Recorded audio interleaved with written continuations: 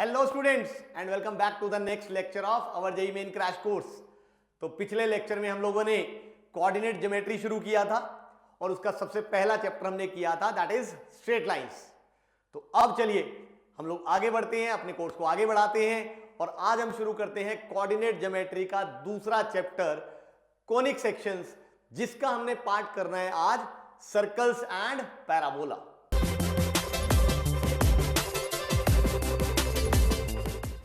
हाँ जी स्टूडेंट्स, ये आ गया हमारे पास आज का सबसे पहला question.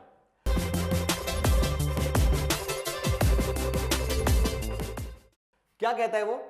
The equation of a circle is X square plus Y square is equal to 9।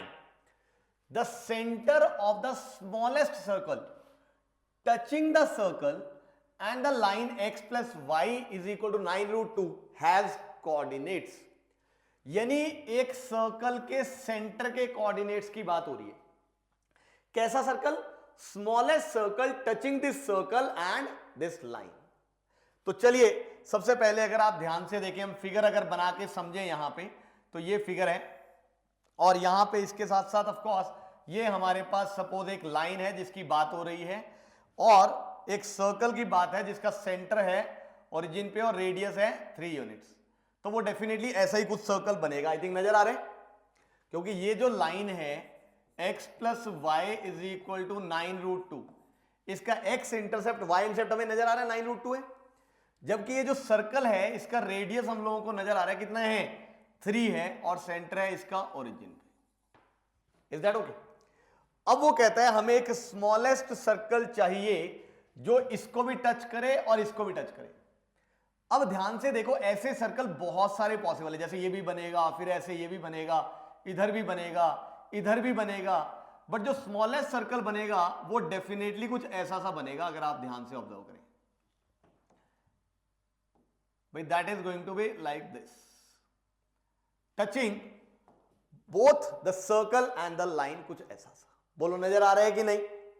तो मुझे इस सर्कल के सेंटर के कोऑर्डिनेट्स निकालने हैं। देखो ध्यान, एक ऐसा सर्कल जो इसको ऐसे टच करेगा, इधर ये टेंजेंट होगा, this is going to be the circle having the smallest radius, यानी स्मॉलेस्ट सर्कल यही होगा। अब ध्यान से देखो, अगर मुझे इसका रेडियस निकालना है तो देखिए एक नजर आ रही है चीज हमें कि मैं अगर यहां से सेंटर को, ओरिजिन को अगर मैं इधर ज्वाइन कर दूं तो ये डेफिनेटली यहीं से पास करेगा। बोलो नजर आ रहा है कि नहीं? यानी ये वाला एंगल डेफिनेटली 90 डिग्री होगा, एक चीज। दूसरी चीज, ये जो सेंटर से जो पास कर रहा है डेफिनेटली यही वाली लाइन होगी। और ये लाइन अगर आप ध्यान से देखो, क्योंकि ये x plus Y is equal to 9√2 है, तो डेफिनेटली ये वाली लाइन कौन सी होगी? y is equal to x। इसके परपेंडिकुलर लाइन है, यानी कि इसकी स्लोप -1 है तो इसकी 1 होगी, और ओरिजिन से पास कर रहा है मतलब y is equal to x। यानी इसका जो सेंटर है बेटा वो इस लाइन पे लाई करेगा। तो हम लोग कह सकते हैं let alpha comma alpha be the centre. अब अगर आप ध्यान से देखो, अगर ये अल्फा कॉमा अल्फा है तो यहां से हम बड़ी इजीली इस पॉइंट का ओरिजिन से डिस्टेंस निकाल सकते हैं। कैसे भाई? दो पॉइंट्स के बीच में डिस्टेंस तो वो क्या आ जाएगा? रूट ऑफ अल्फा माइनस 0 का whole square plus alpha minus 0 का होल स्क्वायर। ये आ गया मेरे पास। ये अगर मैं पॉइंट ले लूं, सपोज इसका सेंटर C और ये मैंने ले लिया O, तो ये डिस्टेंस आ गया मेरे पास OC। Is that okay? अब अगर तुम ध्यान से देखो, क्योंकि मुझे इसकी रेडियस निकालनी है, तो सपोज अगर मैं इसकी रेडियस कह दूं r, तो जरा ध्यान से ऑब्जर्व करो, OC को हम लोग क्या लिख सकते हैं?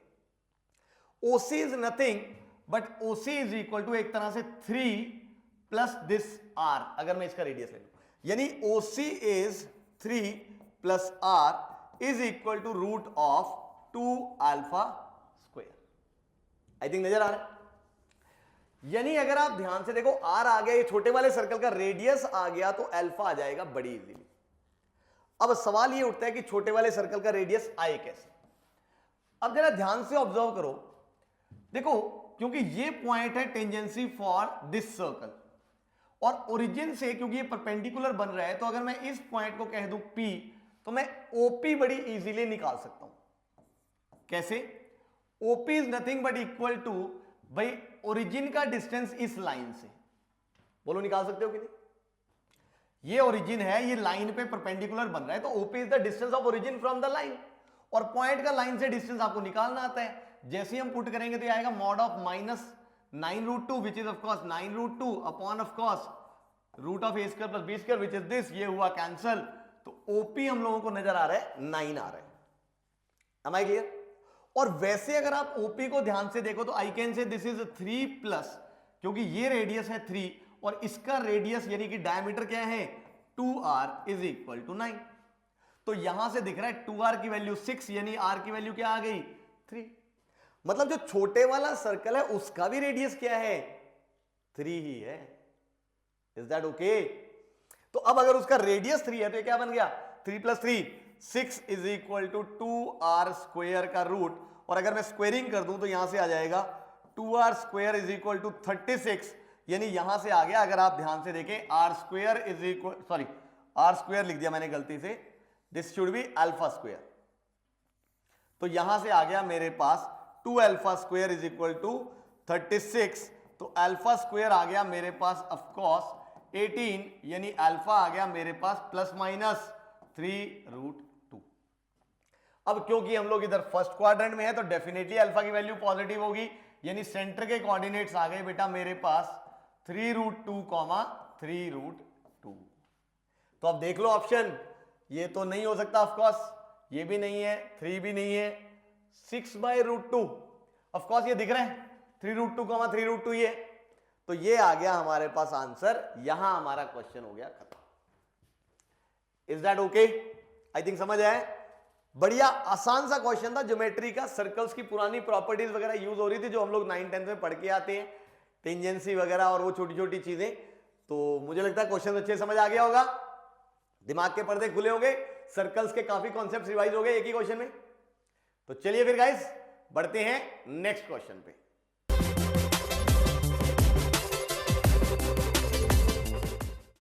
हाँ जी बच्चों, ये आ गया next question.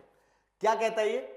The equation of locus of a point whose distance from 4, -5 is equal to distance from x axis।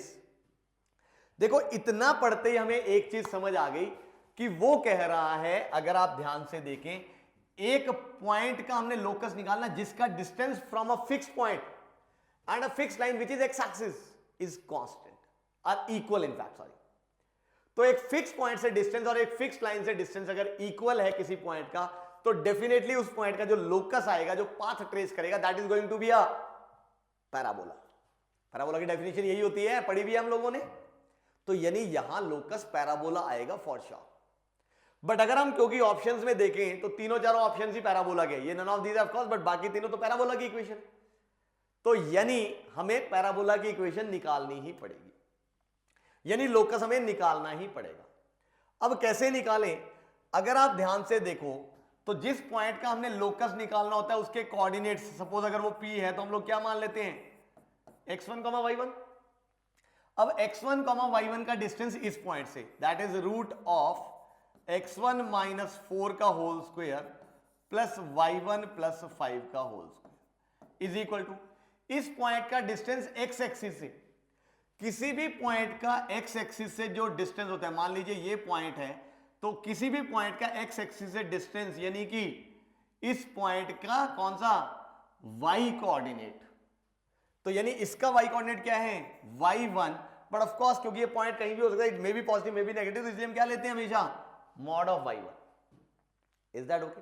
क्योंकि जो कोऑर्डिनेट होता है वो होता है डायरेक्टेड डिस्टेंस, हमें चाहिए डिस्टेंस, तो हमने मॉड ले लिया। And of course now what will do, will squaring both sides, तो ये आ गया x1 square plus y1 square minus 8x1 plus 10y1 plus of course 16 plus 25 is equal to, इसका स्क्वायर किया तो y1 का स्क्वायर। तो यहां से दिख रहा है बेटा y1 का स्क्वायर हुआ कैंसिल हमारे पास, तो ये आ गया मेरे पास x1 का स्क्वायर। अब x1 को रख दो x और y1 को रख दो y, तो ये क्या आ गया x square minus 8x plus 10y and of course plus 41 equal to 0। तो ये आ गया x1 y1 को रिप्लेस xy से करते ही उस पॉइंट का लोकस। तो आंसर यहां से हम लोग देख सकते हैं x square minus 8x plus 10y plus 41 equal 0। यानी option A is the correct answer और यही हमारा क्वेश्चन हो गया खत्म। आई थिंक ये तो छोटा सा ही क्वेश्चन था, बट लोकस ध्यान से, लोकस बहुत इंपॉर्टेंट क्वेश्चन होता है, बहुत बार ये जेईई में पूछा जाता है और मैक्सिमम टाइम्स बच्चों से नहीं होता। तो जैसा मैंने पहले भी ऐसे क्वेश्चन डिस्कस किए हैं कि लोकस के क्वेश्चन में सबसे पहला स्टेप, जिस पॉइंट का लोकस निकालना उसके कोऑर्डिनेट्स मानो x1 y1, उसके बाद उस पर लगाओ कंडीशन। जैसे यहां बिल्कुल सीधी कंडीशन थी, कंडीशन अप्लाई की, हमारा क्वेश्चन सॉल्व हो गया, बात खत्म। Am I clear? तो चलिए गाइस, समझ आ गया है, तो बढ़ते हैं नेक्स्ट क्वेश्चन पे।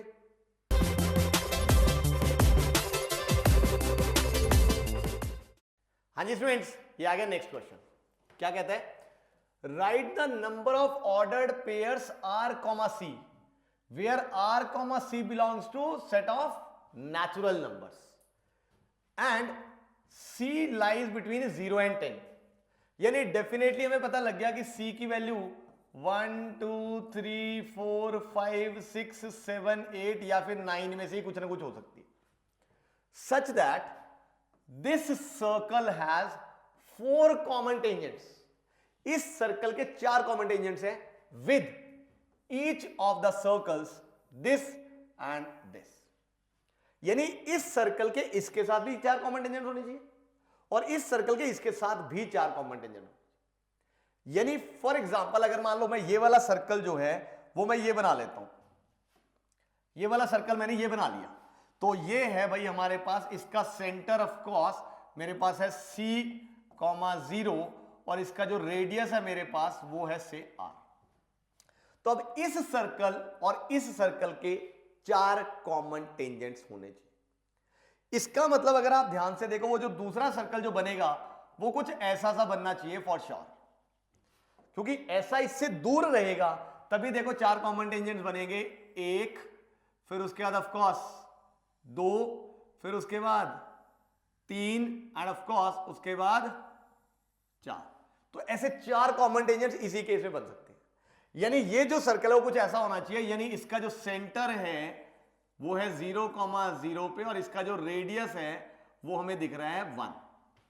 Is that okay? तो ऐसा होना चाहिए। एंड सिमिलरली जो हमारे पास एक और सर्कल है वो होना चाहिए कुछ ऐसा सा। अब यहां पे अगर आप ध्यान दो, ऐसा सर्कल लेंगे तब भी दिख रहे हैं कि हमारे पास 4 कॉमन टेंजेंट बन जाएंगे। यानी दूसरे सर्कल की पोजीशन भी ऐसी होनी चाहिए जिसका सेंटर कहां पे है 10, 0 पे एंड ऑफ कोर्स रेडियस क्या है हमारे पास 1। तो ये रेडियस आ गई हमारे पास 1। दोनों की रेडियस 1 है तो दोनों सेम साइज के बनने चाहिए, बट मैंने वैसे फिगर बनाई है तो कोई दिक्कत नहीं। अब ये कंडीशन सेटिस्फाइड होनी चाहिए। अब ये आप लोगों को पता है कि अगर 2 सर्कल्स ऐसे फार अपार्ट होने चाहिए तो उसके लिए कंडीशन क्या होती है? कंडीशन होती है भाई कि डिस्टेंस बिटवीन सेंटर्स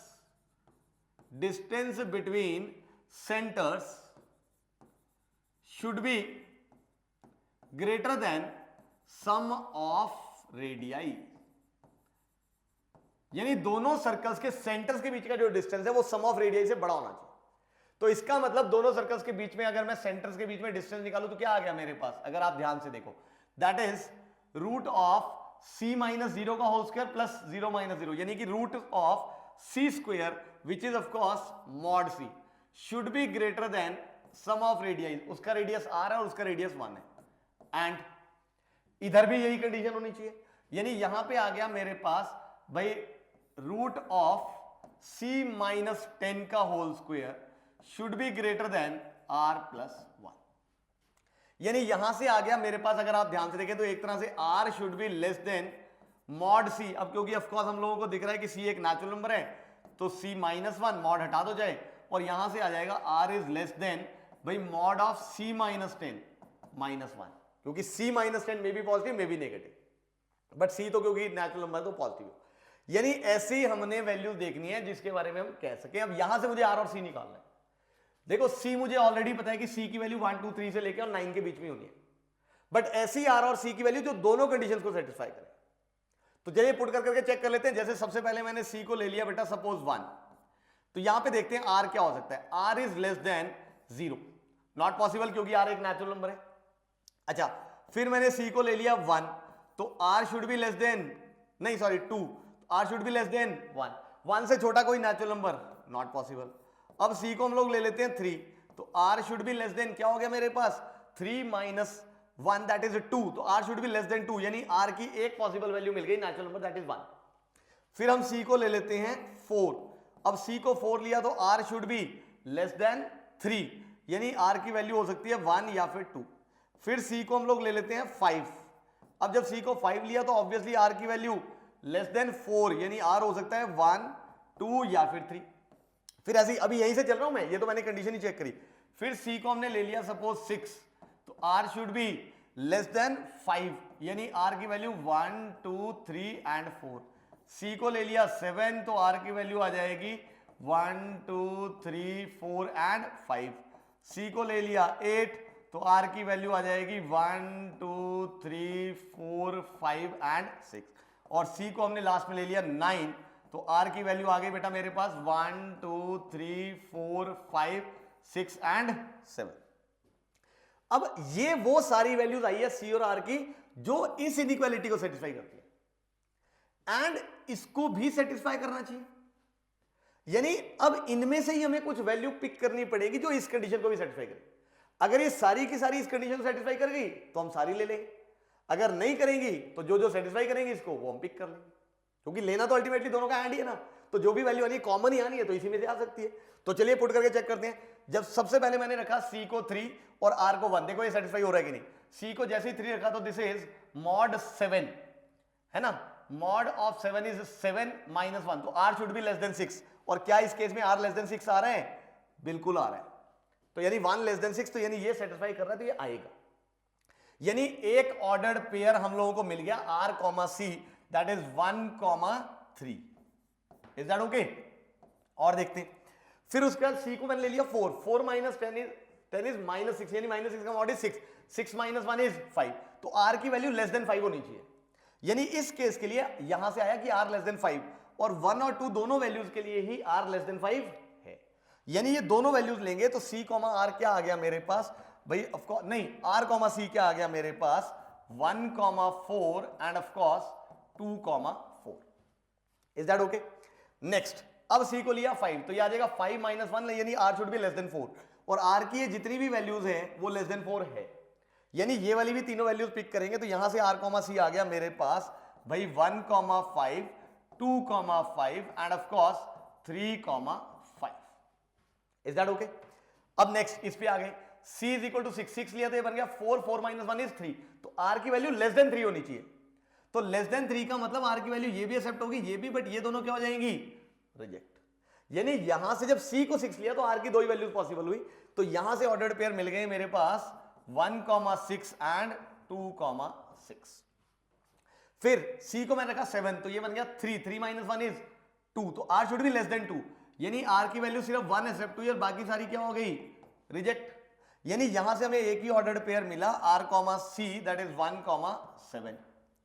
फिर मैंने c को ले लिया 8, 8 यानी कि 2 माइनस 1, तो r should be less than 1, यानी r की यहां से जो भी वैल्यू लेनी है वो लेस देन 1 होनी चाहिए, बट क्योंकि r नेचुरल वैल्यू है तो लेस देन 1 तो हो ही नहीं सकता, यानी यहां से r की कोई भी वैल्यू मिली नहीं। सिमिलरली जब मैंने 9 लिया तो आ गया 1 माइनस 1, यानी कि r should be less then 0, और लेस देन 0 तो पॉसिबल ही नहीं है, यानी यहां से भी हमें ordered pair r comma c कोई नहीं मिला। यानी ऐसी r और c की वैल्यू जो दोनों इनइक्वालिटी को सेटिस्फाई कर रही है वो हमें यही वाली मिली है। अगर आप ध्यान से देखो तो ये नंबर ऑफ वैल्यूज आप गिन लो, 3 6 9, यानी 9 ऑर्डर्ड पेयर्स मिलने चाहिए, तो ये आ गया आंसर, और यहां जो हमारा क्वेश्चन है वो हो गया खत्म। समझ आया? ये ऐसे केसेस काउंट करने वाले क्वेश्चन जेई में काफी पूछे जाते हैं, ध्यान से। कई सोचते हैं पीएनसी से हो जाएगा, पीएनसी से नहीं होने वाला, ये तो सीधा केसेस काउंट करने वाला क्वेश्चन था। करो बात खत्म। Is that okay? अच्छा क्वेश्चन था, मेरे ख्याल से करने में मजा आया होगा, सीधी सपाट काउंटिंग है। तो चलिए फिर बढ़ते हैं इसके बाद नेक्स्ट क्वेश्चन पे।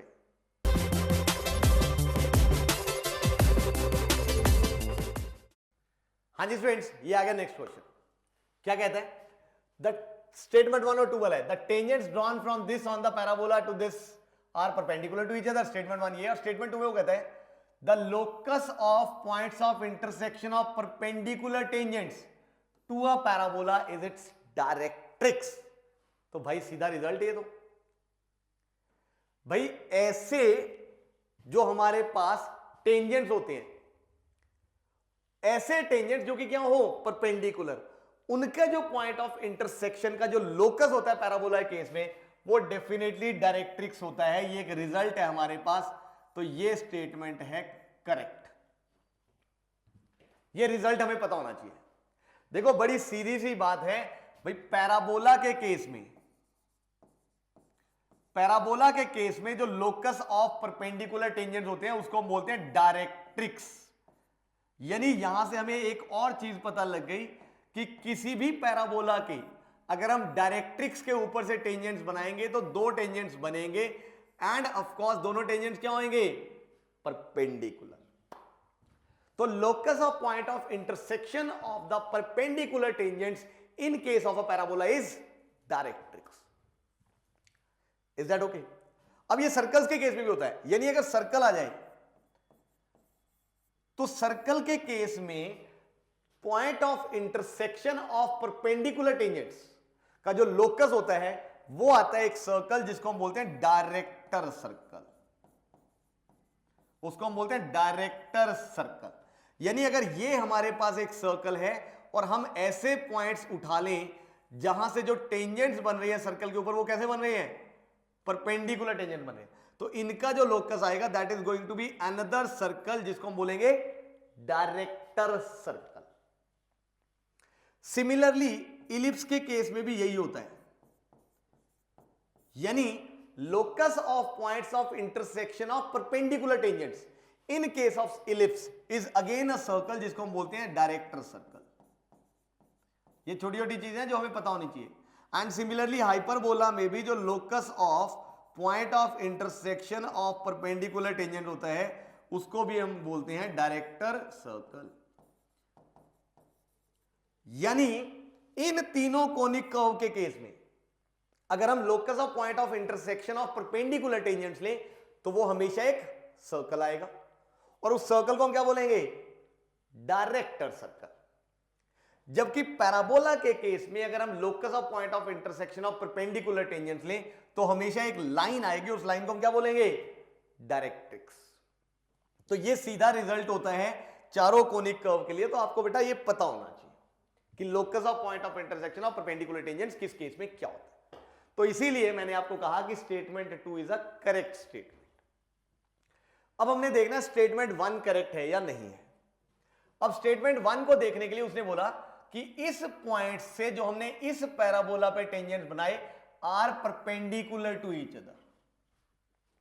अब इस पॉइंट से ऑब्वियसली पैराबोला पे दो टेंजेंट बन रहे होंगे, अब वो कह रहा है वो दोनों परपेंडिकुलर है, ये बतानी हमने।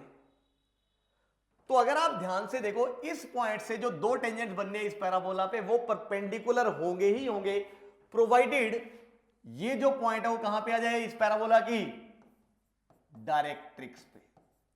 यानी अगर ये पॉइंट जो है इसकी डायरेक्ट्रिक्स पे लाई कर गया तो डेफिनेटली हम कहेंगे कि यहां से जो दो टेंजेंट बन रहे वो परपेंडिकुलर। बोलो यस सब। तो कुल मिला के हमने इस पैराबोला की डायरेक्ट्रिक्स निकाल दी। अब डायरेक्ट्रिक्स निकालने के लिए सबसे पहले दिख रहा है इसमें एक्स स्क्वायर वाली टर्म भी है, एक्स वाली भी है, तो हम कंप्लीटिंग द स्क्वायर लगाते हैं। आई थिंक कंप्लीटेड स्क्वायर आप सबको आता है एक्स स्क्वायर माइनस 4x, ये आता है एक्स माइनस 2 के होल स्क्वायर में। ऑब्वियसली स्क्वायर कंप्लीट करेंगे तो यहां पे 2 का स्क्वायर ऐड किया तो सब्ट्रैक्ट भी करेंगे तो यानी -4 and of course plus 4y plus 16 equal to 0। यानी ये बन गया मेरे पास x माइनस 2 का होल स्क्वायर और ये बन गया 4y प्लस 12। और अगर मैं इसको उठा के इधर ले जाऊं तो ये बन जाएगा -4y माइनस 12, यानी x माइनस 2 का whole square is equal to -4 common और ये आ गया y प्लस 3। अब अगर मैं इसको कैपिटल X पुट कर दूं, इसको कैपिटल Y पुट कर दूं तो ये वाला पैराबोला बन रहा है।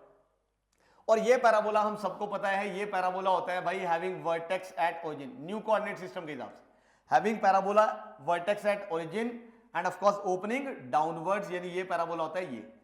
और इसकी डायरेक्ट्रिक्स आती है यहां पे जिसकी इक्वेशन होती है y इज इक्वल टू क्या होगी यहां पे हमारे पास a, और a क्या है यहां पे अगर आप ध्यान से देखो 1, तो y is equal to 1 is the directrix of this parabola. y is equal to a ही होती है ना, यही होती है डायरेक्ट्रिक्स। तो अब यहां से y is equal to 1, but मुझे तो स्मॉल x स्मॉल y में चाहिए, तो कैपिटल वाई क्या है, y प्लस 3, यानी कि definitely y plus 3 is equal to 1 is the directrix of this original parabola, यानी दिस पैराबोला।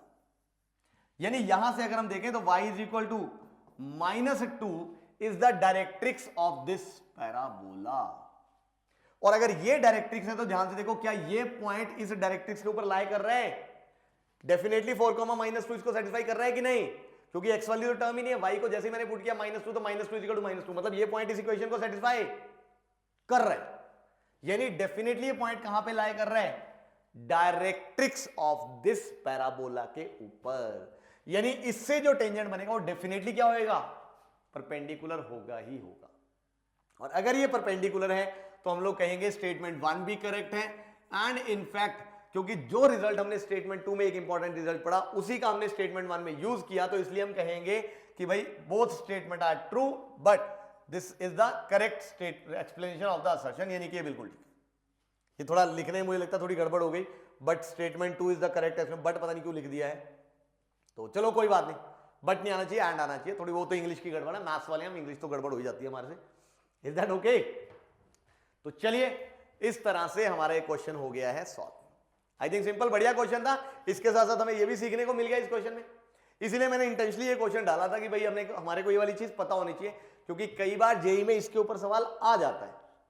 कम पूछते हैं बट फिर भी, जैसा मैंने कहा जेई का कोई भरोसा नहीं है आजकल, तो इसलिए मैंने कहा क्यों छोड़ा यार, ये छोटी सी चीज है, एक आधी बार पूछा गया पहले भी, तो हम कर लेते हैं इसको, काहे को छोड़ना है। Am I clear? तो चलिए गाइस बढ़ते हैं इसके बाद नेक्स्ट क्वेश्चन पे।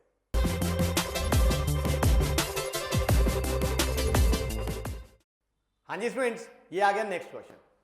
क्या कहता है अब इसमें? Let A B C D be a quadrilateral with area 18 with A B parallel to the side C D and A B is equal to 2 C D. ठीक है, A D is perpendicular to A B and C D. ठीक है, मतलब A B जो है वो A D के perpendicular और सी डी के परपेंडिकुलर। ठीक है जी। And a circle is drawn inside the quadrilateral ABCD touching all the sides, then write the radius of the circle. Okay, एक क्वाड्रिलेटरल की बात हो रही है और फिर उसमें क्वाड्रिलेटरल भी इनफैक्ट हमें दिख रहा है पढ़ के कि ट्रेपीजियम टाइप होगा और उसमें एक सर्कल भी इंस्क्राइब करना है जो सबको साइड्स को टच करेगा। तो चलिए फिगर बनाते हैं। अब फिगर बनाने के लिए सबसे पहले हम लोग बना लेते हैं एक सर्कल। सपोज तो ये मैंने बना लिया बेटा एक सर्कल। अब जरा ध्यान से देखना, अब हमने क्वाड्रिलेटरल बनाना है तो मैं एक काम करता हूं, ये वाली साइड बना लेता हूं सबसे पहले, जो इसको ऐसे टच करे, ठीक, इधर से, और फिर इधर से भी एक ऐसे मैं साइड बना देता हूं जो इसको टच करे। Is that okay? फिर इधर से भी मैं एक साइड बना देता हूं जो इसको टच करे,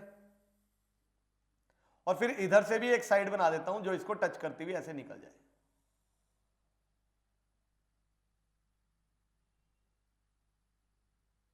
इज दैट ओके? तो ये क्वाड्रिलेटरल बन गया। इसको थोड़ा ठीक कर लेते हैं, इधर से और इधर से भी। Is that okay? अब इसको जब मैंने ज्वाइन किया तो ये ऐसे बन गया, इसको इधर ज्वाइन किया तो ये ऐसे बन गया, ये ठीक है। अब ये मैंने क्वाड्रिलेटरल बना लिया। देखो फिगर बिल्कुल ठीक है, ध्यान से, फिगर बहुत इंपॉर्टेंट है। देखो अब वो आगे कहते हैं इसका एरिया पता है हमें, ठीक है जी, with side A B parallel to C D. मान लो मैंने ये ए ले लिया, ये बी ले लिया, ये सी ले लिया और ये डी ले लिया, तो ध्यान से देखो ए बी सी डी के पैरेलल है, बिल्कुल ठीक।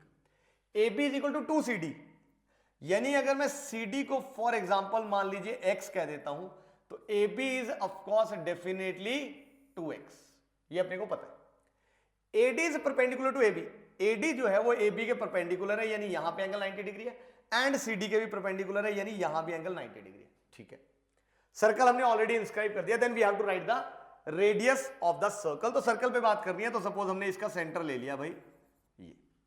अब यहां से अगर मैं रेडियस बनाऊं तो देखो, चाहे मैं इसको इधर ज्वाइन कर दूं, ये भी रेडियस है, चाहे मैं इसको इधर ज्वाइन कर दूं, ये भी एक रेडियस है, इसको इधर ज्वाइन कर दूं, ये भी रेडियस है, और इसको अगर मैं इधर ज्वाइन कर दूं तो ये भी रेडियस है।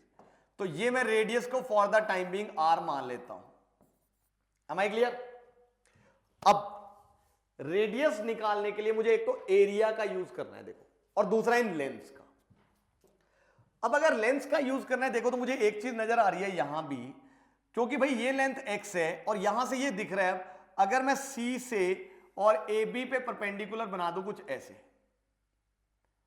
ये सपोज मैंने C से AB पे परपेंडिकुलर बना दिया, तो ध्यान से ऑब्जर्व करो, अगर ये लेंथ x है तो डेफिनेटली ये वाली लेंथ भी x है, यानी अगर ये x है तो ये वाली लेंथ भी x है।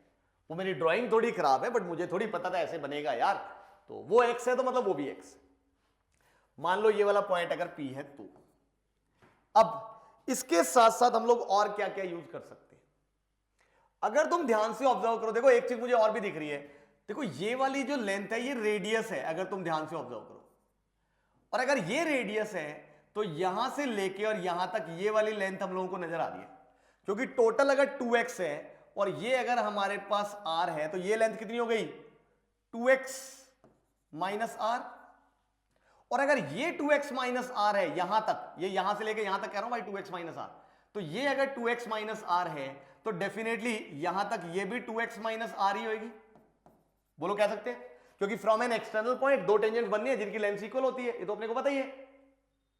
सिमिलरली अच्छा ये भी हमारे को पता है कि यहां से लेके यहां तक ये r है, यानी डेफिनेटली ये वाली लेंथ हम लोग कह सकते हैं x माइनस r है यहां तक, और अगर ये x माइनस r है तो डेफिनेटली ये भी x माइनस r है, अगेन एक एक्सटर्नल पॉइंट से दो टेंजेंट बन रही है।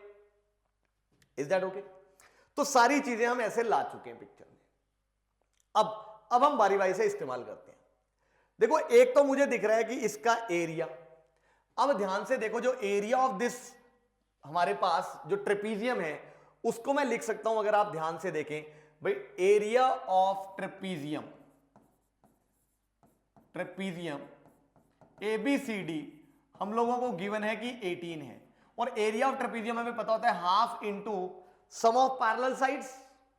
सम ऑफ पैरेलल साइड मतलब ये x और ये 2x, यानी कि x plus 2x that is 3x into the perpendicular distance between them, and perpendicular distance is how much, that is 2r is equal to 18, यानी यहां से कैंसिल हुआ तो x इंटू r आ गया बच्चों मेरे पास 6, यानी x और r में एक रिलेशनशिप आ गया सिंपल सा।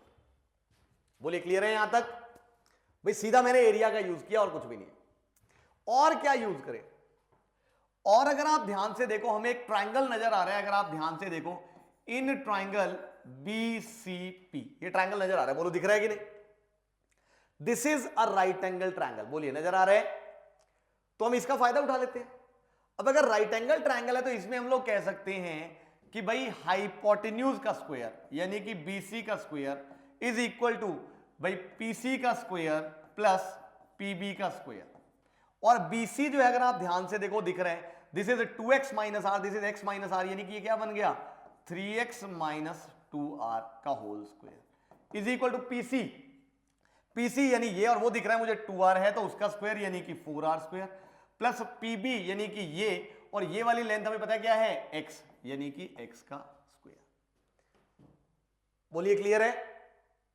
अब यहां से अगर आप ध्यान से देखो तो r और x में एक और रिलेशनशिप आ गया। सॉल्व करो, गेट द आंसर यार, अब तो बच्चों का खेल है, तो जल्दी सॉल्व करें। 9x स्क्वायर और इधर से आएगा x स्क्वायर, तो 9x स्क्वायर माइनस हेयर आ गया तो ये आ गया 8x स्क्वायर।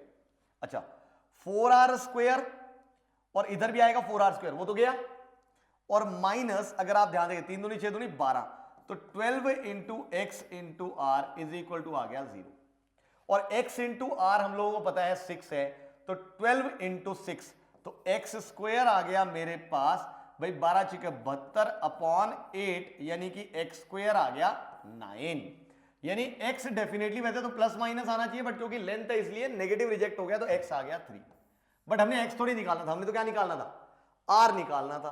तो ध्यान से देखो, क्योंकि हमें पता है x इंटू आर 6 है, तो यहां से r क्या आ गया हमारे पास 2, यानी रेडियस इज 2 यूनिट्स। यहां हमारा क्वेश्चन हो गया खत्म। Is that okay? समझ आया? IIT एडवांस का क्वेश्चन है ये, मैंने इंटेंशनली लिया है यहां पे ताकि आपको ये दिखे कि IIT भी कहां तक आपका बेसिक पार्ट यूज करती है। मेरे हिसाब से इसमें ऐसा कुछ भी नहीं है सर्कल्स का जो हमने 11th में पढ़ा और वो यूज किया। सब चीजें ये अंदर से टच हो रहा है, टेंजेंसी ये 90 डिग्री, ट्रेपीजियम का area, Pythagoras, length of tangent from an external point are equal, सब चीजें आप 10वीं तक पढ़ के आते हो, है ना। और वही सारी चीजें यहां पे यूज हुई हैं। यानी वो चाहते हैं कि आपने जो पीछे भी पढ़ा हुआ है 8th में, 9th में, 10th में, या उससे पहले 6th में, 7th में, वो सारा कुछ यूज कर ले। अब कई बच्चे होते हैं जिनको लगता है सिर्फ 11th 12th का सिलेबस पढ़ना है। भाई 11th 12th का तब अच्छा होगा जब पीछे वाला भी अच्छा होगा। तो ये नहीं है कि हम आगे बढ़ते जा रहे हैं, पीछे भूलते जा रहे हैं। Is that okay? तो मेरे ख्याल से बहुत बढ़िया और सिंपल सा अच्छा क्वेश्चन था ये, छुटकू सा, तो इसलिए मैंने ये कराया है यहां पे। खैर चलिए, समझ आ गया होगा। अब हम बढ़ते हैं इसके बाद नेक्स्ट क्वेश्चन पे।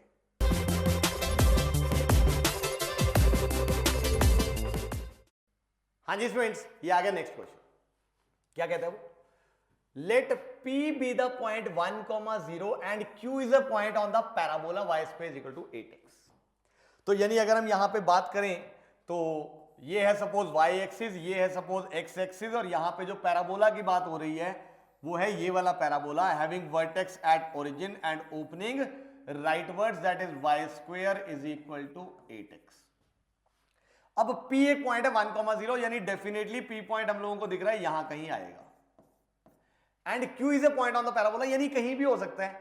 फॉर एग्जाम्पल हमने मान लिया कि Q पॉइंट यहां है से, तो locus of mid point of PQ, PQ का जो मिड पॉइंट है, यानी अगर मैंने Q को P से ज्वाइन कर दिया तो जो इनका मिड पॉइंट है, से दिस इज M, इसका लोकस निकालना है हमने।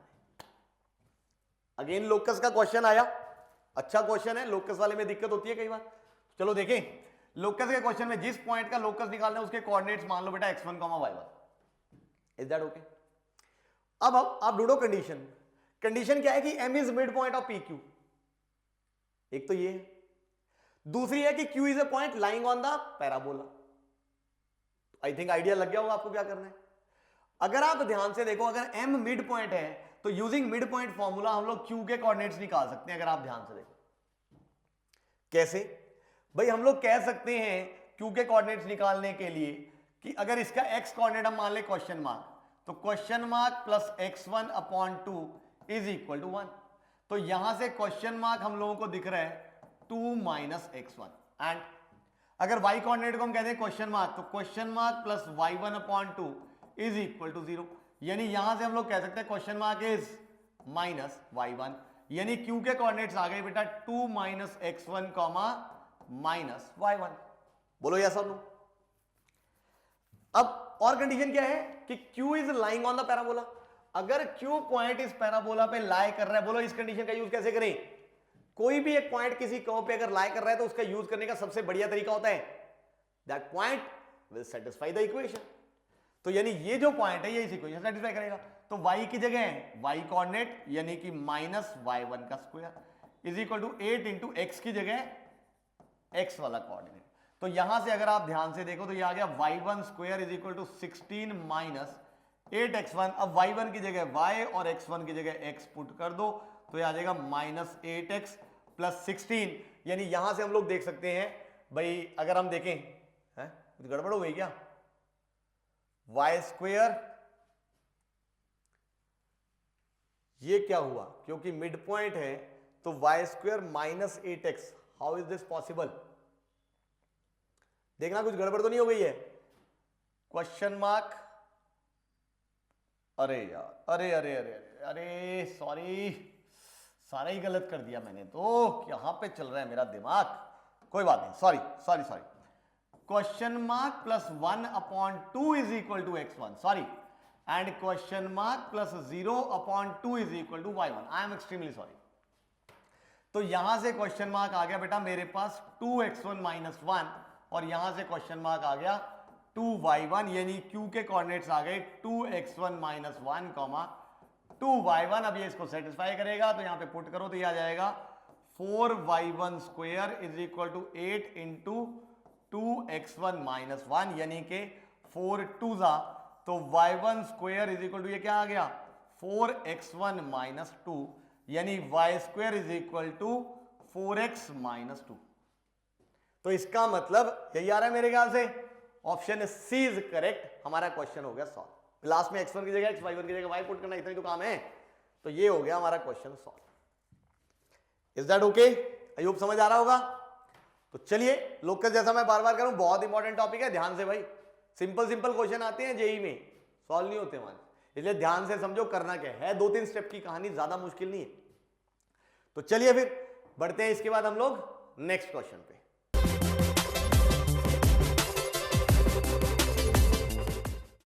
हाँ जी स्टूडेंट्स, ये आ गया next question.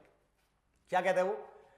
Tangents drawn from the point P1, 8 to the circle x square plus y square minus 6x minus 4y minus 11 equal to 0 touch the circle at the points A and B। भाई साहब, इस point से इस circle पे हमने tangents बनाने हैं। तो चलिए बनाते हैं। तो सबसे पहले एक सर्कल की बात हो रही है यार, मैं एक सर्कल बना लेता हूं। तो ये बन गया भाई हमारे पास सर्कल। Is that okay? अब यहां से एक पॉइंट है हमारे पास, सपोज ये एक पॉइंट है P, दैट इज 1, 8। अब इससे हमने बनाने हैं टेंजेंट्स। तो चलिए टेंजेंट्स बना लेते हैं जरा जल्दी से। इससे हमें पता है 2 टेंजेंट बनने हैं। एक टेंजेंट बन जाएगा भाई इधर और एक टेंजेंट बन जाएगा इधर। ये तो हम लोगों को दिख ही रहा है। तो इनमें से एक जो पॉइंट ऑफ टेंजेंसी है दैट इज पॉइंट ए, और एक है point of tangency that is B. फिर वो कहता है the equation of circumcircle of triangle PAB, यानी अगर मैं ट्रायंगल पीएबी बना लूं, ये इसको मैंने ऐसे ज्वाइन कर दिया, ट्रायंगल पीएबी मैंने बना लिया, तो इस ट्रायंगल के सर्कम सर्कल की बात हो रही है। यानी अगर आप ध्यान से देखें तो एक ऐसा सर्कल जो इन तीनों पॉइंट से पास कर रहा है। Is that okay? I think नजर आ रहा है सभी को।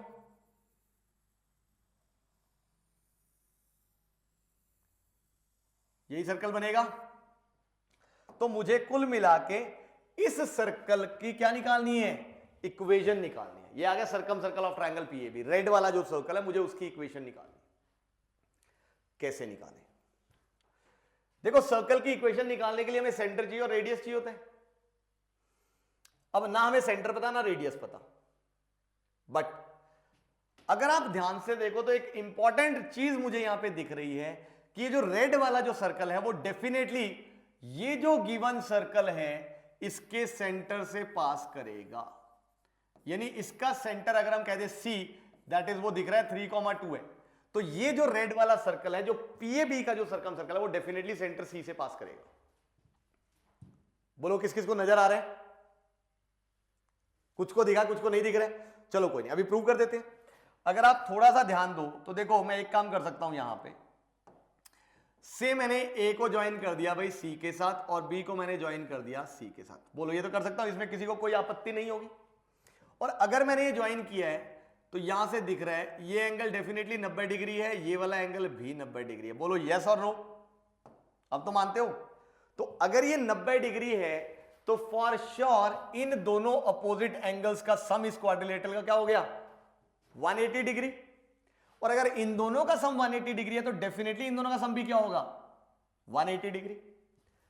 और अगर इन दोनों का सम भी 180 डिग्री है तो डेफिनेटली ये चारों पॉइंट्स क्या होंगे? कंसाइक्लिक। यानी यहां से हम लोग कह सकते हैं कि the points A, P, B and C are concyclic. Concyclic का मतलब सेम सर्कल पे लाई कर। अब ये हमें पता है कि पीएबी से पास करने वाला ये एक ही सर्कल होना है। भाई पीएबी से तो और कोई सर्कल तो पास ही नहीं कर सकता ना, because from any three non collinear points there is always a unique circle passing through it. पढ़ा हुआ है 9वीं 10वीं में। यानी पीएबी से पास करने वाला ये एक रेड वाला यूनिक सर्कल होगा। और हमें यह भी दिख रहा है कि पीएबी और सी कंसाइक्लिक होने चाहिए। इसका मतलब फॉर श्योर सी उसी सर्कल पे लाई करेगा जो सर्कल पीएबी से पास करता हुआ बनेगा, और पीएबी से पास करता हुआ यही रेड वाला सर्कल है। यानी डेफिनेटली सी पॉइंट लाई करेगा इस सर्कम सर्कल के ऊपर। बोलो यस और नो? ये एक बड़ा इंपॉर्टेंट रिजल्ट होता है, यूजफुल रिजल्ट होता है, हमें ये पता होना चाहिए। इनफैक्ट कभी भी किसी भी सर्कल के केस में अगर हमें एक्सटर्नल पॉइंट से 2 टेंजेंट्स बनाएं और इन तीनों पॉइंट से पास करता हुआ अगर एक सर्कल बनाएंगे तो वो इस गिवन सर्कल के सेंटर से डेफिनेटली पास करेगा ही करेगा। ये मैंने मैथमेटिकली अभी आपको प्रूव करके दिखा दिया। Am I clear? तो इसका मतलब यहां से हमें ये सारी चीजें नजर आ रही है। अब हमने निकालना है इस सर्कल का की इक्वेशन। अब तो दिख रही है, क्यों? अगर तुम थोड़ा सा ध्यान दो यार, देखो मुझे एक चीज दिख रही है, अगर तुम ऑब्जर्व करो, मैं अगर P को ज्वाइन कर दूं C के साथ तो I can surely say that PC is the diameter of this red circle.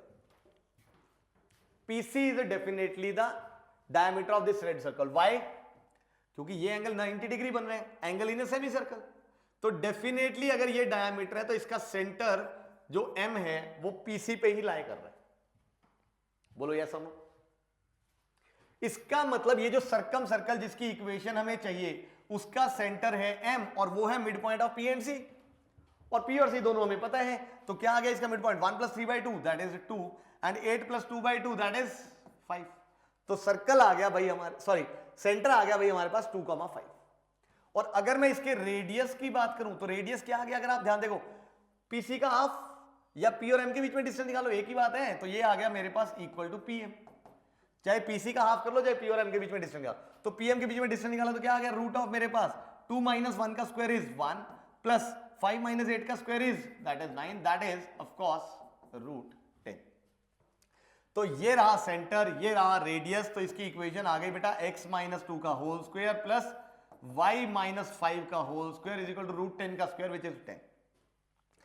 अब इसको आई थिंक आप एक्सपैंड करोगे तो ऑप्शन डी अपने आप मैच कर जाएगा, आपका क्वेश्चन सॉल्व हो जाएगा, हमारा क्वेश्चन यहां पे खत्म हो जाएगा। Is that okay? I hope समझ आया होगा कि हमने कैसे किया है, क्या क्या किया है। तो ये छोटी छोटी चीजें जो हम लोगों को बार बार पता होनी चाहिए और रिपीटेडली हमने क्वेश्चन में इनका यूज करना है। चलिए फिर समझ आ गया है तो बढ़ते हैं नेक्स्ट क्वेश्चन पे।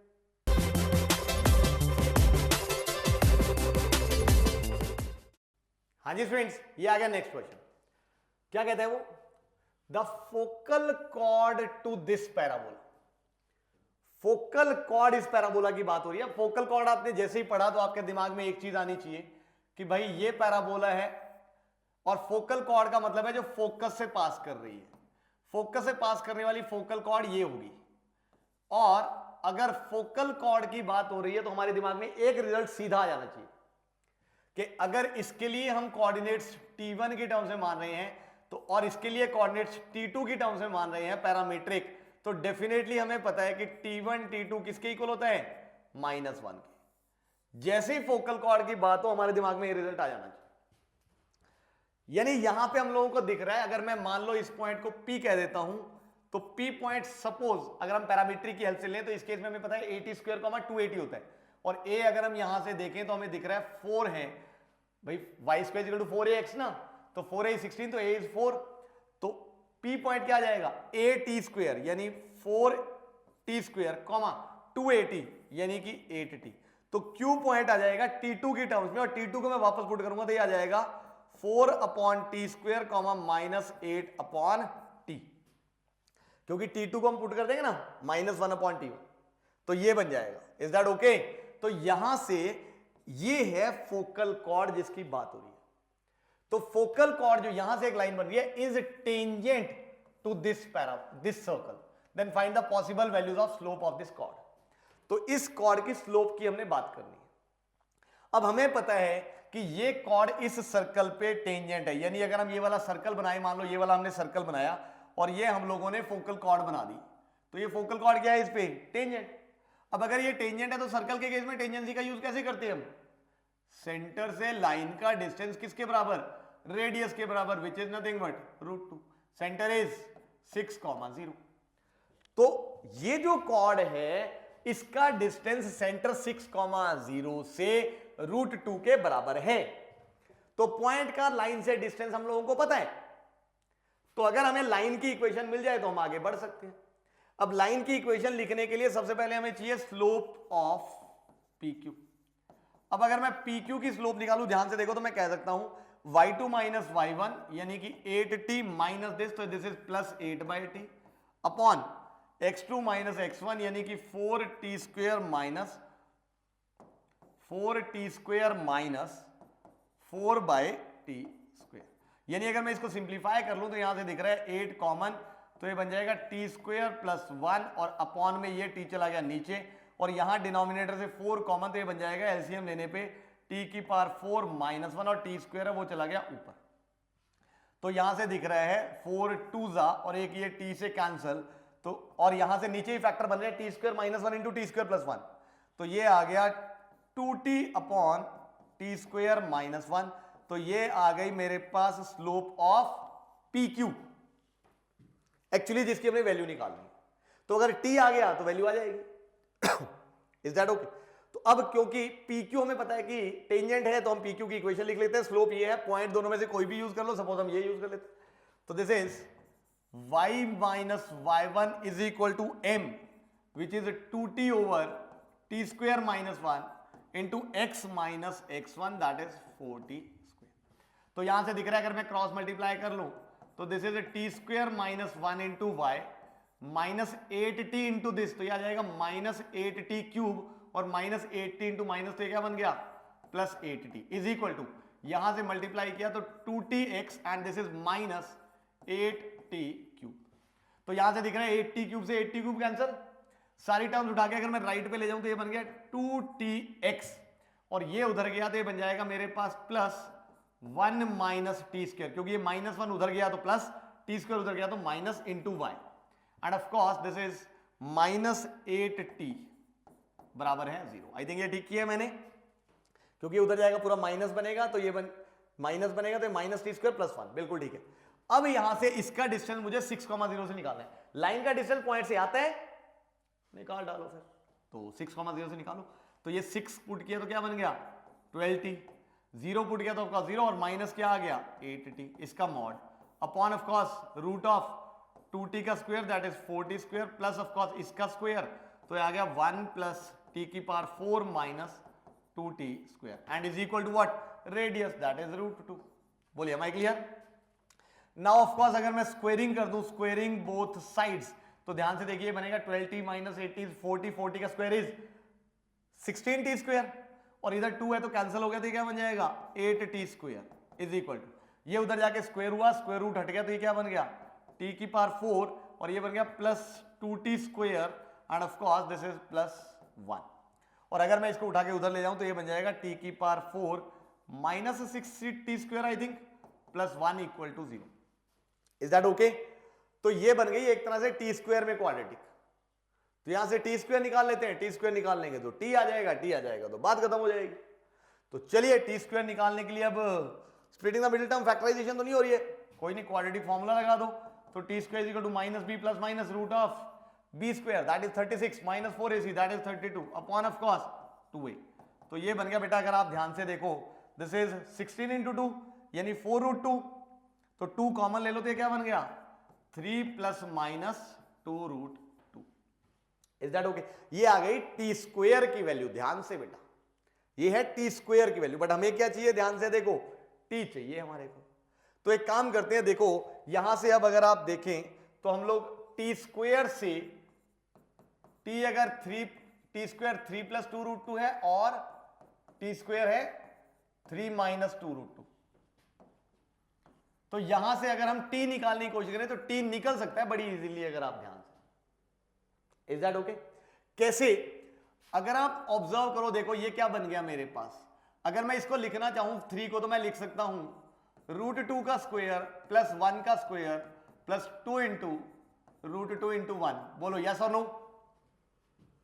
तो अब क्या बन गया ये t square is equal to √2 plus 1 का होल स्क्वायर, यानी t की वैल्यू क्या आ गई प्लस माइनस √2 प्लस 1 और बिल्कुल इसी वे में ये बन जाएगा √2 माइनस 1 का होल स्क्वायर, तो t की वैल्यू आ जाएगी प्लस माइनस √2 माइनस 1।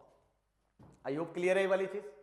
ये बहुत बार हम लोग करते हैं ऐसे, ये इररेशनल नंबर्स का बहुत काम आती है ये वाली चीज, तो इसको कैसे ब्रेक करना है हमने। क्लियर? अब यहां से t आ चुका है, तो क्योंकि हमने स्लोप निकालनी थी, यहां से स्लोप ऑफ PQ हमें पता है 2t over t square minus 1, तो जो स्लोप ऑफ PQ है that is 2t over t square minus 1 है। तो एक बार हमने t की वैल्यू ले ली √2 प्लस 1, तो this is 2 into √2 plus 1 upon T square. अब टी स्क्वायर तो मुझे सीधा ही पता है इस केस में 3 प्लस 2√2 है, तो दिस इज 3 प्लस 2√2 -1।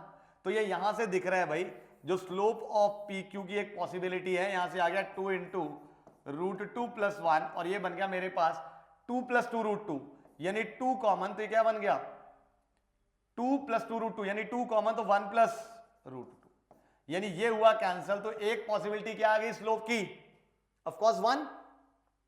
दूसरी पॉसिबिलिटी और क्या हो सकती है, अगर आप ध्यान से देखो t की वैल्यू हम क्या ले लें, minus of √2 + 1, is that okay? तो जब मैंने माइनस ऑफ √2 + 1 ली, तो ये आ गया 2 इंटू, क्योंकि t है, t को मैंने पुट कर दिया माइनस ऑफ √2 + 1 एंड अपॉन नीचे, क्योंकि अभी भी t² ही है, तो t² यही वाली वैल्यू आएगी, तो t² -1, यानी नीचे फिर से वैल्यू वही आनी है 2 इंटू 1 + √2, यानी 2 इंटू 1 + √2। तो ये अगेन दिख रहा है पूरा कैंसिल हो गया, और ये क्या आ गया -1। कितनी वैल्यूज है भाई m की? ये है, ये है, ये, ठीक है।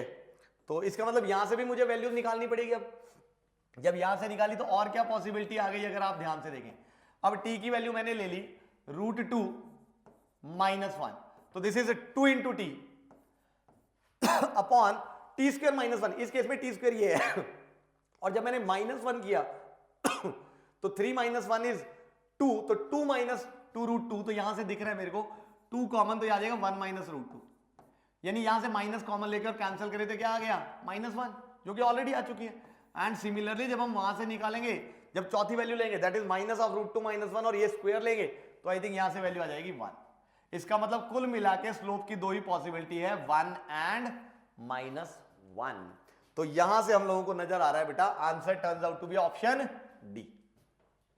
देखो कितना बढ़िया क्वेश्चन था, मतलब पैरामीट्रिक का भी यूज हो गया, फोकल कॉर्ड का भी यूज हो गया, टेंजेंसी का भी यूज हो गया, स्लोप निकालने का यूज हो गया, और उससे भी बड़ी बात खतरनाक सी कैलकुलेशंस यूज हो गई, जिससे यूजुअली हम लोगों को डर लगता है।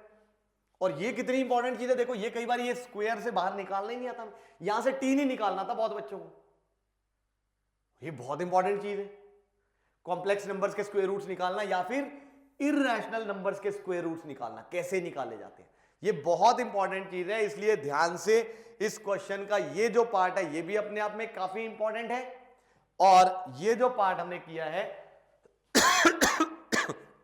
ये भी काफी इंपॉर्टेंट पार्ट है। Is that okay? तो चलिए गाइस, समझ आ गया होगा। अब हम बढ़ते हैं इसके बाद नेक्स्ट क्वेश्चन पे।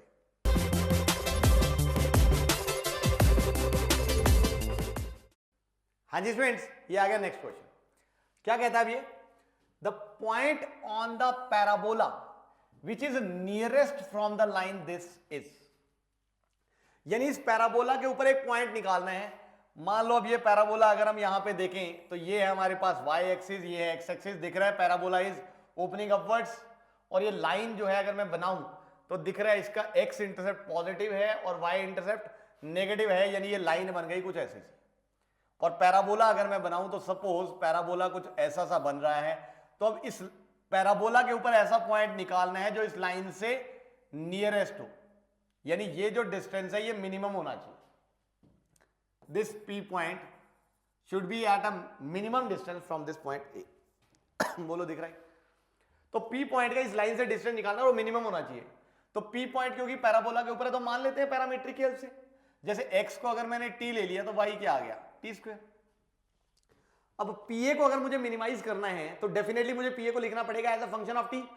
वो हम लिख सकते हैं, क्योंकि अगर आप ध्यान से देखो तो PA पॉइंट का लाइन से डिस्टेंस आपको निकालना आता है यार 2t - t² - 4 का मॉड अपॉन ऑफ कॉस √5, यानी एक तरह से अगर आप ध्यान से देखो तो PA क्या बन गया मॉड ऑफ, देखिए जरा, दिस इज, अगर मैं माइनस कॉमन ले लूं तो t² - 2t + 4 अपॉन √5, यानी एक तरह से क्योंकि इसके अंदर क्वाड्रेटिक है तो अगर मैं कंप्लीटिंग द स्क्वायर लगाऊं तो दिस इज t - 1 का होल स्क्वायर + 3, t² - 2t दिख रहा है ना, इसी में आएगा अपॉन ऑफ कॉस √5।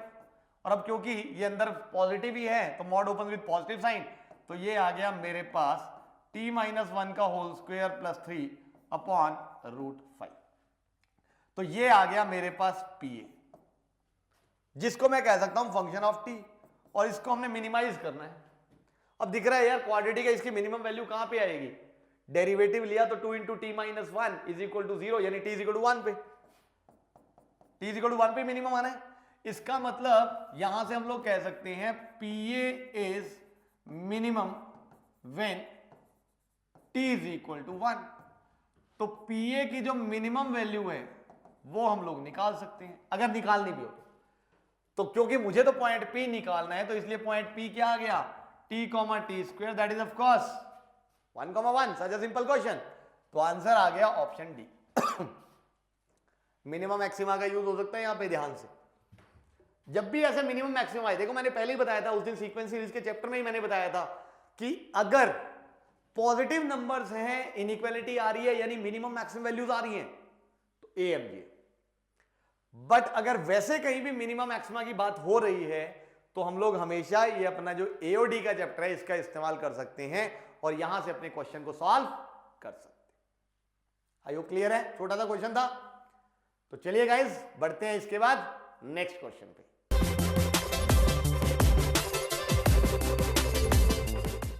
हाँ जी स्टूडेंट्स, ये आ गया नेक्स्ट क्वेश्चन। क्या कहते हैं वो, अरे भाई साहब बहुत बड़ा क्वेश्चन है, कोई बात नहीं। Let T be the line passing through the points P and Q। इन दो पॉइंट से पास होने वाली एक लाइन की बात हो रही है।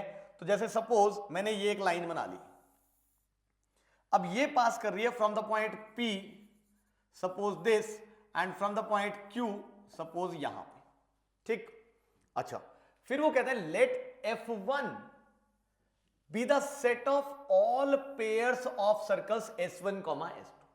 एक सेट की बात हो रही है जो सारे सर्कल्स के पेयर्स जो बन रहे हैं S1, S2, such that T is a tangent to S1 at P and tangent to S2 at Q and also such that S1 and S2 touch each other at a point say M।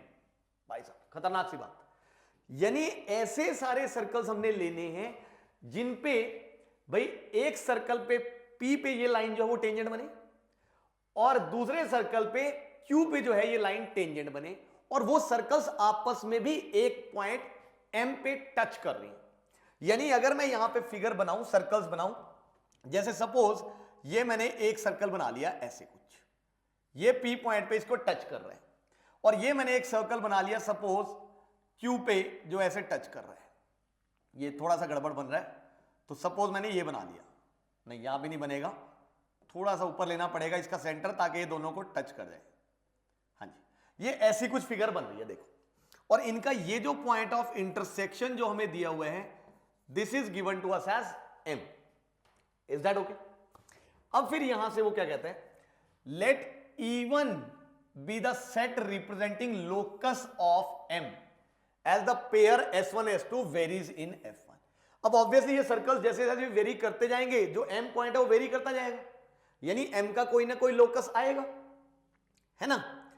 फिर उसके बाद वो कहता है let the set of all straight points distinct points of E1, यानी आगे फिर E1 से रिगार्डिंग वो बात कर रहे हैं। तो सबसे पहले हम E1 सेट निकालते हैं, यानी जो M पॉइंट है उसका हम लोग लोकस ढूंढते हैं। कैसे ढूंढे? यूजुअली हम लोग कहते हैं कि यार M का लोकस निकालना है तो उसके कोऑर्डिनेट्स मान लो x1 y1, यही होता है हमारे पास। अब यहां पे क्योंकि इक्वेशंस वगैरह बहुत ज्यादा हमें पता नहीं है तो x1 y1 से हम बहुत ज्यादा आगे नहीं बढ़ पाएंगे। तो जब भी हमारे पास लोकस का क्वेश्चन आए और हम लोग ऐसे पॉइंट के कोऑर्डिनेट्स x1 y1 मानते हुए आगे ना बढ़ पाए तो इसका मतलब ज्योमेट्रिकली आपको कुछ ना कुछ सोचना पड़ेगा। तो चलिए हम लोग इसको ज्योमेट्रिकली सोचने की कोशिश करते हैं। अब देखो ज्योमेट्रिकली सोचने के लिए मैं एक काम करता हूं, थोड़ी सी यहां पे मेहनत करता हूं। जैसे सपोज अगर आप ध्यान से देखो ये से इसका मिड पॉइंट है और ये सपोज इसका मिड पॉइंट है। अब मैं जरा कुछ ज्वाइनिंग्स करता हूं यहां पे, से मैंने P को ज्वाइन कर दिया इधर और Q को मैंने ज्वाइन कर दिया इधर, साथ में मैंने दोनों के सेंटर्स को भी ज्वाइन कर दिया इधर। अब P पॉइंट का लोकस निकालना है तो हम लोग कैसे बात करें? देखो अगर आप ध्यान से ऑब्जर्व करो, मान लो कि मैं यहां से P को ज्वाइन कर देता हूं M के साथ और इधर से Q को भी ज्वाइन कर देता हूं M के साथ। तो बेटा अगर आप ध्यान से ऑब्जर्व करें तो यहां पे हमें ये वाला जो एंगल है, इनफैक्ट ये एंगल नजर आ रहा है। अगर आप ध्यान से देखो, देखने से लग रहा है कि ये 90 डिग्री होगा काफी हद तक, क्योंकि हमारी ड्राइंग ठीक है। तो चलो जरा मैं इस एंगल के ऊपर बात कर लेता हूं। अब इस एंगल को निकालना है, तो चलिए हम लोग एक काम करते हैं भाई, ये वाला जो एंगल है और ये वाला जो एंगल है, ये दोनों बराबर होंगे, बोलो मानते हो? क्योंकि रेडियस है दोनों के दोनों, यानी अगर ये अल्फा है तो ये भी अल्फा है, और क्योंकि यहां पे ये पॉइंट ऑफ टेंजेंसी है तो डेफिनेटली ये वाला एंगल 90 माइनस अल्फा है। Am I clear? और इधर से दिख रहा है ये वाला एंगल और ये वाला एंगल बराबर है, यानी अगर ये बीटा है तो ये भी बीटा है, और ये वाला एंगल हम लोगों को दिख रहा है डेफिनेटली 90 माइनस बीटा है। Is that okay? इसको मैं जरा ठीक करके लिख देता हूं ऊपर की तरफ ताकि आपको क्लैरिटी रहे। तो ये जो एंगल है ये आ गया 90 माइनस बीटा। यहां तक आई थिंक क्लियर है। अब हमने बात करनी है इस वाले एंगल की। अब इस एंगल की बात कैसे करें? अगर तुम ध्यान से ऑब्जर्व करो, देखो ये जो ट्रायंगल है, कौन से वाला ट्रायंगल भाई? इन ट्रायंगल PQM, जरा नजर डालो। अगर मैं इस वाले एंगल को थीटा कह दूं, से ये थीटा है, तो I can say theta plus इन दोनों का सम, और इन दोनों का सम अगर आप ध्यान से ऑब्जर्व करें तो क्या बन गया? 180 degree minus alpha plus beta is equal to 180 degree by angle sum property. और यहां से दिख रहा है 180 डिग्री कैंसिल हो गया, तो यहां से हमें नजर आ गया कि theta is nothing but equal to alpha plus beta. बोलो यस और नो? यानी ये जो थीटा है वो अल्फा प्लस बीटा के बराबर आ रहा है। और अगर आप ध्यान से देखो तो मुझे एक चीज और भी दिख रही है, क्योंकि ये जो है, अगर मैं दोनों के सेंटर्स, मान लो इसका सेंटर मैं ले लेता हूं सपोज ए, और इसका सेंटर मैं ले लेता हूं बी, क्योंकि ए और बी का कोई यूज नहीं हो रहा है ना, तो ए और बी, तो ए एम बी एक लाइन है, और अगर ये स्ट्रेट लाइन है तो डेफिनेटली मैं कह सकता हूं कि alpha plus theta plus beta is equal to 180 degree. और क्योंकि अल्फा प्लस बीटा मुझे दिख रहा है थीटा के बराबर है, तो 2 theta is equal to 180 degrees, यानी theta is equal to 90 degrees. ये हम लोगों को नजर आ, यानी ये जो एंगल है फॉर श्योर ये एंगल 90 डिग्रीज होगा ही होगा। यानी अब P पॉइंट हमें दिख रहा है -2,7, ये एक फिक्स पॉइंट है, और Q एक फिक्स पॉइंट है, दैट इज 2, ऑफ कोर्स -5, ये भी एक फिक्स पॉइंट है। और M इस तरह से मूव कर रहे हैं कि PMQ एंगल जो है वो हमेशा क्या बन रहे हैं? 90 डिग्रीज। इसका मतलब M पॉइंट कहां पे मूव करेगा? ध्यान से देखो, it will move on a circle. क्यों? क्योंकि हमें पता है कि भाई angle in a semi circle हमेशा क्या होता है? 90 डिग्रीज। इसका मतलब यहां से दिख रहा है कि जो PMQ एंगल हमेशा 90 डिग्री होना है, तो एंगल PMQ ऑलवेज 90 डिग्रीज। इसका मतलब M moves on a circle, M moves on a circle. और वो भी अगर आप ध्यान से देखो तो हमें नजर आ रहा है with diametric end points as P and Q। इनको डायमीट्रिक एंड पॉइंट्स लेते हुए मूव कर रहा है वो, अगर आप ध्यान से ऑब्जर्व करें। बोलो दिख रहा है कि नहीं? क्योंकि ये एंगल इन सेमी सर्कल है, मतलब डायमीट्रिक। तो डेफिनेटली अगर हम M के लोकस की बात करें तो हमें यह पता है कि M के अगर हम कोऑर्डिनेट्स कह दें, अब यहां पे सपोज x1, y1 या x, y, एक ही बात है, जो आप लेना चाहो ले सकते हो। तो यहां से M का लोकस हम लोगों को दिख रहा है, क्योंकि ये और ये 90 डिग्री है, तो डेफिनेटली हम स्लोप्स का प्रोडक्ट लगा सकते हैं, और वहां से हम -1 कहेंगे। तो क्या आ गया? अगर आप ध्यान से देखो, x माइनस यानी कि x plus 2 of course into of course x -2 and plus, अगर आप ध्यान से देखें, y -7 into y plus 5 is equal to 0। मैंने परपेंडिकुलरिटी कंडीशन लगाई है, या इसको हम कह सकते हैं diametric form of equation of a circle, it's one and the same thing. तो यहां से जो इवन सेट है, अगर आप ध्यान से देखें, इवन सेट की बात हो रही है, देखो ध्यान से, तो इवन सेट का जो लोकस है बेटा वो आ गया हमारे पास एक circle, that is x square plus Y square, ये 2x - 2x किया, दिस इज -7y 5y, तो क्या बन गया? -2y, और इधर से 4 और इधर से 35, तो ये क्या बन गया? +39 इक्वल टू 0। तो ये आ गया बेटा हमारे पास इवन सेट। ऑफ कोर्स इसमें P पॉइंट और Q पॉइंट इंक्लूड नहीं हो सकते, क्योंकि अगर M पॉइंट P पे ही आ गया, M सर्कल पे मूव कर रहा है, अब P और Q भी तो सर्कल पे है ना, बट अगर M P के साथ कोइंसाइड कर गया या M Q के साथ कोइंसाइड कर गया, तो डेफिनेटली एंगल 90 डिग्री बन ही नहीं पाएगा PQ से। इसका मतलब m पॉइंट ये पूरा सर्कल आएगा एक्सेप्ट इस सर्कल के ऊपर जो 2 पॉइंट्स आएंगे P एंड Q, उनको छोड़ के। तो ये आ गया पूरे का पूरा even set. Is that okay? तो इवन के बारे में हमें पता लग गया। खैर अब इसको साइड पे रखते हैं, अब आगे बढ़ते हैं। फिर वो कहता है let the set of all straight line segments joining a pair of distinct points of even. यानी ये जो इवन जो आया है, अब इवन क्योंकि हमारे पास एक सर्कल आया है, यानी अगर मैं ये बनाऊं तो ये एक फैमिली ऑफ सर्कल्स आएंगे, क्योंकि ये पूरा लोकस है तो ये आएगा मेरे पास। तो वो कहता है कि भाई let the all set of all straight line segments joining a pair of distinct points of even. इसके ऊपर हमने 2 डिस्टिंक्ट पॉइंट्स ले लिए, सपोज ये हमने एक ले लिया L और एक हमने ले लिया N। Is that okay? And passing through the point R1,1, यानी अगर मैं इन दोनों को ज्वाइन कर दूं सपोज ये, तो ये हमेशा पास कर रहे हैं from a point R that is 1,1। ये हमें पता है। Is that okay? यही कह रहा है देखो यहां पे BF2। तो उसने एक और सेट लिया F2 जो ये सारे आ रहे हैं। अब वो कहता है let E2 be the set of mid points of the line segments in set F2। तो अब यहां पे ये जो इसके मिड पॉइंट है, सपोज दिस मिड पॉइंट हमारे पास आ गया भाई से भाई E। तो अब ध्यान से देखो ये E भी मूव करेगा। क्यों? क्योंकि यहां से L और N फिक्स थोड़ी है। देखो उसने बोला line segments joining a pair of distinct points of even. तो जैसे जैसे L और N चेंज होगा तो E भी चेंज हो जाएगा मिड पॉइंट। बट वो सारी की सारी लाइन सेगमेंट्स पास कहां से करेगी? R1 से। यानी ये भी एक पॉसिबिलिटी है, ये भी एक पॉसिबिलिटी है, फिर ये भी एक पॉसिबिलिटी है, फिर ये भी एक पॉसिबिलिटी है। वो सारी R1 से तो पास करेंगी, बट जैसे जैसे L और N मूव करेगा E पॉइंट भी जो उनका मिड पॉइंट है वो भी मूव करता जाएगा। आई होप नजर आ रहा है? तो वहां से E भी जो है एक लोकस, एक पाथ ट्रेस करेगा। Is that okay? तो E2 जो है वो है भाई set of all mid points, यानी बेसिकली जो E2 है वो है इस पॉइंट E का लोकस। तो अब हमें E का भी लोकस निकालना है, तो चलिए E का लोकस निकाल लेते हैं।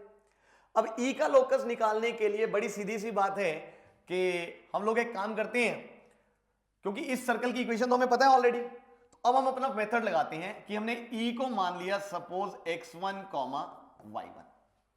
अब E is the mid point of a cord of this circle, और अगर हमें एक कॉर्ड का मिड पॉइंट पता होता है तो चाहे पैराबोला, चाहे सर्कल, चाहे इलिप्स, चाहे हाइपरबोला, चारों के केसेस में हमें ln की इक्वेशन लिखनी आती है, और ln की इक्वेशन होती है t is equal to S1। ये आई थिंक हम लोगों ने पढ़ा हुआ है सबने, आप सबको पता है। तो मैं t is equal to S1 use करता हूं। अब t का मतलब एक्स स्क्वायर की जगह x(x1) जो टेंजेंट एट अ पॉइंट की इक्वेशन होती है। तो ये आ गया बेटा मेरे पास x(x1) plus y(y1), then this is minus half किया और ये आ गया y plus y1 and constant as it is, तो ये आ गया प्लस 39 इज इक्वल टू। अब S1 का मतलब कि इस इक्वेशन में x की जगह x1 पुट करो, y की जगह y1 पुट करो, तो ये क्या आ जाएगा x1 square plus y1 square minus 2y1 and of course plus 39। तो ये आ गया मेरे पास t is equal to S1, यानी ln की इक्वेशन। Is that okay? अब हमें ये पता है कि भाई लोकस निकालना मतलब x1 y1 में रिलेशनशिप ढूंढना है। तो ये तो हमारे पास x1 y1 को इन्वॉल्व करती हुई एक इक्वेशन आ गई। अब अगर लोकस ढूंढना है तो हमें इस पे कंडीशन लगानी है, और कंडीशन क्या है? कंडीशन ये है कि ये जितनी भी कॉर्ड्स बन रही हैं वो सारी की सारी कहां से पास कर रही हैं? R पॉइंट से, यानी 1,1 इस लाइन के ऊपर लाया कर रहे हैं। तो 1,1 इस इक्वेशन क्या करेगा? सेटिस्फाई। तो चलिए जल्दी से सेटिस्फाई करा देते हैं। तो किसकी जगह? ध्यान से, x की जगह 1 और y की जगह 1, ये पुट करना है हमने। तो जैसे हमने 1 1 पुट किया तो ये क्या बन गया?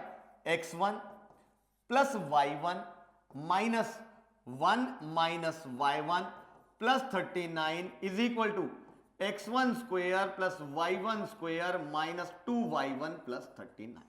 तो ये आ गया x1 y1 में रिलेशनशिप।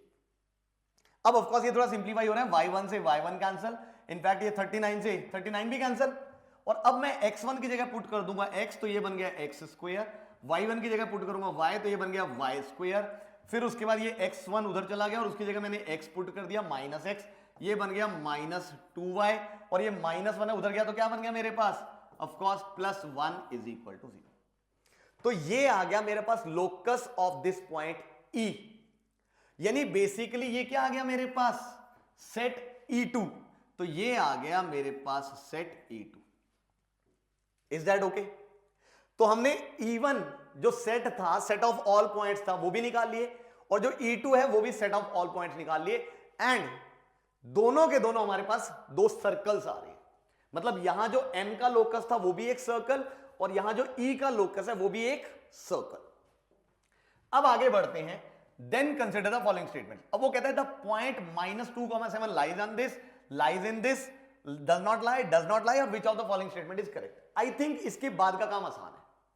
अब आपको चेक करना है कौन कौन सा पॉइंट E1 में लाई कर रहा है, कौन कौन सा E2 में लाई कर रहा है, उसके हिसाब से आपने अपना आंसर करना है। इनफैक्ट अगर आप ध्यान से देखो, the point -2,7 lies in E1, ये तो मैं ऑलरेडी कह चुका हूं कि ये लाई कर ही नहीं सकता, मतलब ये तो फॉल्स है, तो S1 तो करेक्ट हो ही नहीं सकती। Is that okay?